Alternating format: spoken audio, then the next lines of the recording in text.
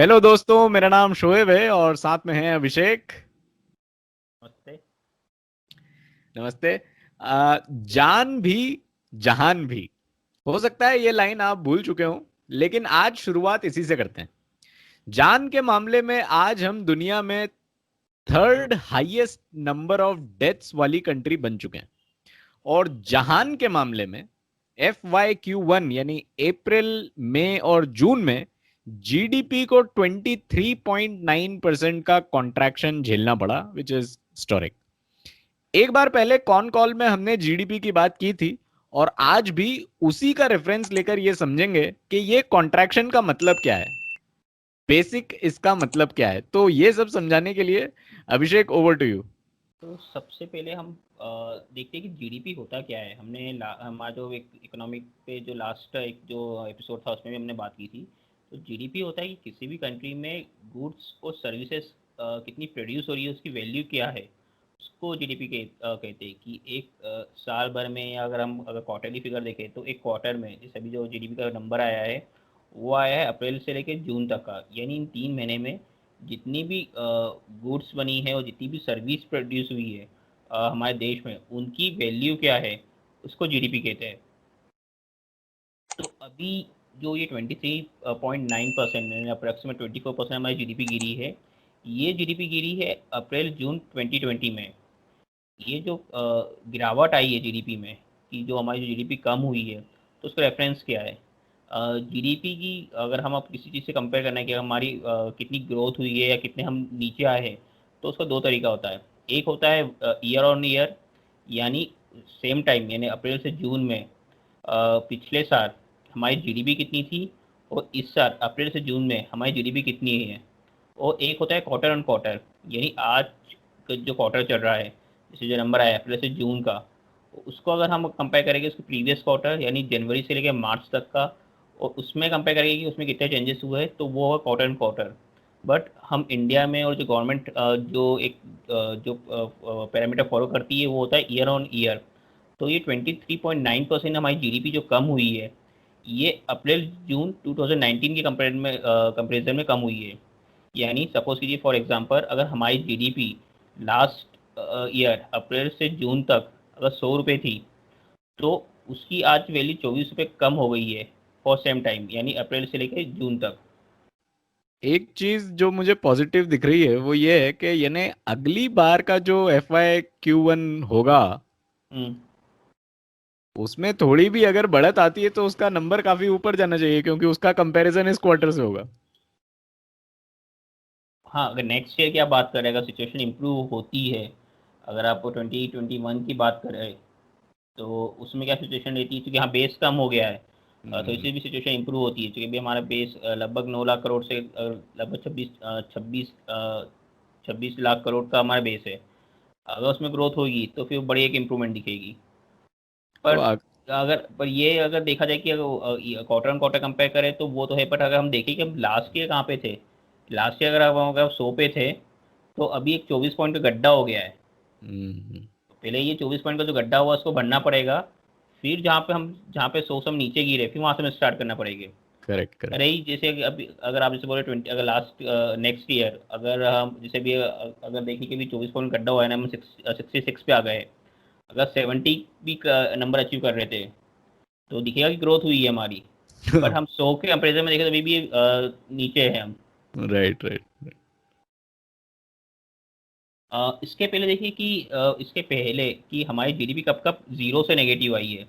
तो ऐसा 4 बार हुआ है। पहले हुआ था 57 58 में, ये आपको स्क्रीन पे यहाँ पे दिख रहा होगा एक डीप। उसके बाद हुआ था 65 66 में। उसके बाद हुआ था 72 73 में यहाँ पे, और 79 80 में, जब हमारी जीडीपी नेगेटिव में आई थी। पर और इस बार हमारी पांचवी बार जीडीपी की वैल्यू नेगेटिव में आई है, यानी जीरो से नीचे आए हैं हम, जीडीपी जो ग्रोथ होती है उसमें। बट इस बार और पहले के 4 बार में डिफरेंस ये है कि अगर आप कोई आपके स्क्रीन पे ये जो राइट हैंड साइड पे एक टेबल दिख रही है, इसमें आप देखिए कि इसमें हमारा एक मेजर जो कंपोनेंट था जीडीपी में, वो था एग्रीकल्चर। यानी हमारी जो जीडीपी थी उस समय पूरी एग्रीकल्चर पर डिपेंड थी। अब सिचुएशन चेंज हो गई है। इसके पहले जो 4 बार में जीडीपी गिरी वो इसलिए गिरी है कि कुछ समय तक बारिश नहीं हुई थी, काफ़ी लंबे टाइम तक बारिश नहीं हुई थी, तो एग्रीकल्चर प्रोडक्शन बिल्कुल एकदम से नीचे गिर गया था। तो उस वजह से हमारी जीडीपी नीचे आई थी। इस बार हमारा अगर देखें एग्रीकल्चर का जो पूरी जीडीपी में जो कंट्रीब्यूशन है वो आता है केवल 18 to 19%। उस समय लगभग 80-70% कंट्रीब्यूशन एग्रीकल्चर से आता था। तो बारिश नहीं होने की वजह से एग्रीकल्चर अच्छे खेती अच्छी अच्छी नहीं हुई, तो वो जीडीपी हमारी गिर गई। बस इस बार अलग ही फैक्टर है। ओवरऑल जो लेफ्ट हैंड वाला ग्राफ है वो बताता है कि ये सिचुएशन कितनी ज़्यादा हिस्टोरिक और कितनी ज़्यादा ख़राब है। ऐसा राइट। हमारे इतिहास में हुआ नहीं हाँ, सेवेंटी आज़ादी के नाइन बाद। एट 79-80 के बाद पहली बार इतने सालों में, 40 सालों में हम्म। जीडीपी पहली बार नेगेटिव में आई है। उसके पहले आई थी तो एग्रीकल्चर की वजह से थी, बारिश नहीं हुई थी, क्योंकि नेचर एक क्लाइमेट एक नेचुरल वो था, रीजन था। बट अब का जब पोस्ट इंडस्ट्रियलाइजेशन, जब 91-92 के बाद जब हमारी इकोनॉमी खुली, लिबरल हुई, तो एग्रीकल्चर पर अब हमारी इकोनॉमी कम डिपेंड है। अब दूसरे फैक्टर्स ज़्यादा है जहाँ पे जिस पे हमारी इकोनॉमी ज़्यादा डिपेंड करती है। राइट। ये एक ग्राफ है जो कि जो आपने देखा अगर देखा सा लग रहा देखा है। देखा सा लग रहा है, आपने कहीं सोशल मीडिया साइट्स पे देखा होगा। ये कंपैरिजन है कि जो G7 कंट्रीज है उनमें अप्रैल से लेकर जून तक का जो क्वार्टर था उनकी जीडीपी में कैसे परफॉर्म किया हुआ है। तो ये जो फर्स्ट ग्राफ है इसकी बात करें तो ये कंपेयर करता है अप्रैल से जून 2020 और वर्सेस अप्रैल जून 2019 को। तो उसमें देखें तो इंडिया की जीडीपी सबसे ज़्यादा गिरी है, लगभग 24%। यूके की 22% अप्रोक्सीमेटली, फ्रांस की 19%, इटली की भी 18%, कनाडा की 14, जर्मनी की 11.3, जापान की लगभग 10% और यूएस की 9%। केवल चाइना ही है जो कि ग्रोथ दिखा रहा है 3.2 का। दूसरी तरफ एक ये चार्ट है जिसमें दिखाया गया है कि ये एक एनुअलाइज जीडीपी है। कुछ टाइम पहले एक न्यूज़ आई थी कि यूएस की जीडीपी जो उनका सेकेंड क्वार्टर है, यानी अप्रैल से जून तक, क्योंकि यूएस में जो फाइनेंशियल ईयर चलता है वो जनवरी से लेकर दिसंबर तक चलता है। तो इनका जो सेकेंड क्वार्टर है अप्रैल से जून तक, उसमें उनकी जीडीपी लगभग 32% नीचे गिरी है। बट ये जो नंबर था वो एनुअलाइज नंबर था।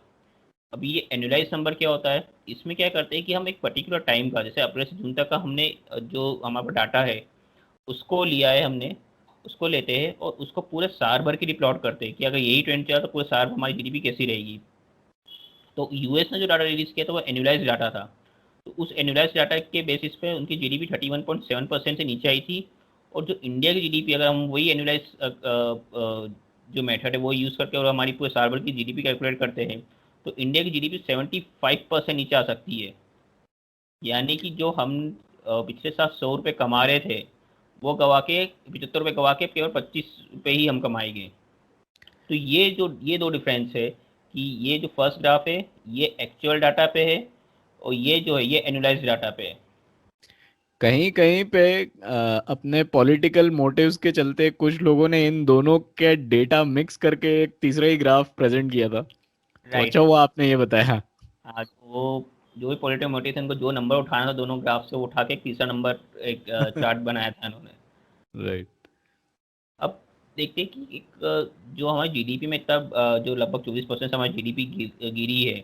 तो एक तो जो कोविड है उसकी वजह से लॉकडाउन लगा था, वो तो रीज़न था ही। बट अगर हम पिछले 3 साल से देखें तो हमारी ग्रोथ में स्लो डाउन चल ही रहा था। जहाँ हमारी जीडीपी जनवरी 18 में 8.2 थी, आप देखिए कि उसके बाद से कंटिन्यूस हमारी ग्रोथ तो शुरू हुई थी। फिर 7.1, 6.2, फिर होते होते कम होते होते होते जो अभी जो लास्ट फाइनेंशियल ईयर हमारा खत्म हुआ है उसका जो लास्ट क्वार्टर था जनवरी से मार्च तक का, उसमें हमारी जीडीपी आ गई थी 3.1। यानी हमारी जीडीपी के जो ग्रोथ पे पहले से प्रेशर था, उसके बाद कोविड की वजह से जो लॉकडाउन लगा तो उसने और कमर तोड़ दी। और अब सीधे हमारी जीडीपी आ गई 23.9% पे। गरीबी में आटा गीला होना। लेकिन हाँ। इस ग्राफ में एक चीज मुझे और थोड़ी सी डेंजरस लग रही है, वो ये कि अब जो अनलॉक हो रहा है, अब जो इकोनॉमी खुल रही है, इसका मतलब ये नहीं है कि हम फिर जनवरी 2018 वाले जमाने में चले जाएंगे और ग्रोथ रेट 7.6% और 8.2% पे पहुंच जाएगी। इसका मतलब ये भी हो सकता है कि हम वापस से कोविड के पहले वाली जो सिचुएशन थी, जो कि वो भी अच्छी नहीं थी, 3.1 4.1, वहां तक हम हो सकता है जा पाए। आपने पॉइंट उठाया उससे मैं एक और पॉइंट मेरे दिमाग में आया है कि अभी ये काउंटर किया जा रहा है कि जो 23.9% जीडीपी हुई है सब बड़े वी शेप रिकवरी होगी, कि जो अभी एग्जिस्टिंग क्वार्टर चल रहा है, जब अनलॉक चालू हुआ है जुलाई से लेकर सितंबर तक का। तो इसमें अगर हम देखें, अगर हमारे जीडीपी को थोड़ा सा देखें कि ऐसे कौन से ऐसे बड़े स्टेट्स हैं जहाँ से जो ज़्यादा कंट्रीब्यूट करते हैं, तो 6 स्टेट्स ऐसे हैं जो 50% हमारे जीडीपी में कंट्रीब्यूट करते हैं। वो है यूपी, वेस्ट बंगाल, महाराष्ट्र, गुजरात, कर्नाटका एंड तमिलनाडु। ये 6 स्टेट है जो 50% हमारे जीडीपी में कंट्रीब्यूट करते हैं। और अगर हम कोविड की सिचुएशन देखें तो इन्हीं 6 राज्यों में सबसे खराब है। और इन्हीं 6 राज्यों में कहीं ना कहीं लोकलाइज लॉकडाउन अभी भी चल रहा है। किसी राज्य में अनाउंस कर दिया जाता है इन स्टेट में कि वीकेंड पे लॉकडाउन रहेगा, या इस टाइम से इस टाइम पे लॉकडाउन रहेगा। तो जब तक इन 6 राज्यों में कोविड की सिचुएशन कंट्रोल में नहीं आती है और इकोनॉमी वापस अपने, या इकोनॉमी तो छोड़िए, जो रेगुलर जो लाइफ थी वो वापस बैक पुराने ट्रैक पे नहीं आती है, तो इकोनॉमी का रिवाइव करना बहुत मुश्किल हो जाएगा। अब समझते कि ये जो जीडीपी 23.9% गिरी है, तो इसका मेन रीज़न क्या है। हमने हमारे जो पहला इकोनॉमिक का जो एपिसोड था उसमें बात की थी कि जीडीपी के जो बेसिक जो कंपोनेंट होते हैं, पहला कंपोनेंट होता है पीएफसी, यानी प्राइवेट फाइनेंस कंजम्पशन, यानी आप और हम जो आम जनता है जो खर्च करती है वो कितना है। जीएफसीई यानी सरकार कितना खर्च कर रही है।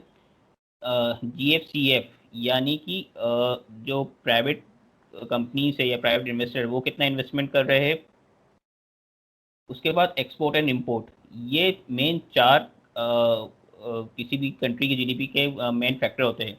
तो जो हमारी इंडिया की जीडीपी है उसमें सबसे बड़ा जो कंपोनेंट है वो है प्राइवेट फाइनेंस कंजम्पशन एक्सपेंडिचर, यानी आप और हम जो खर्च कर रहे हैं वो सबसे ज़्यादा कंट्रीब्यूट करता है। वो अप्रॉक्सीमेटली लगभग 55 से 60% हमारी जीडीपी में कंट्रीब्यूट करता है। उसके बाद होता है प्राइवेट इन्वेस्टमेंट और फिर गवर्नमेंट स्पेंडिंग। तो यहाँ पे ये जो नंबर है ये दिखा रहा है अप्रैल से लेकर जून तक 1920 का फिगर, और ये दिखा रहा है अप्रैल 20 से लेके जून 20 तक का फिगर। इसमें देखें तो जो प्राइवेट कंजम्पशन था जो कि था 19.92 लाख करोड़, वो आ गया है 14.61 लाख करोड़, यानी अप्रॉक्सीमेटली 5 लाख करोड़ लोगों ने कम खर्च किए इस क्वार्टर में। गवर्नमेंट स्पेंडिंग थोड़ी सी बढ़ी है, जो थी 4.18 लैक्स करोड़, वो हो गई 4.86 लैक्स करोड़, बट ये बहुत ही माइन्यूट है।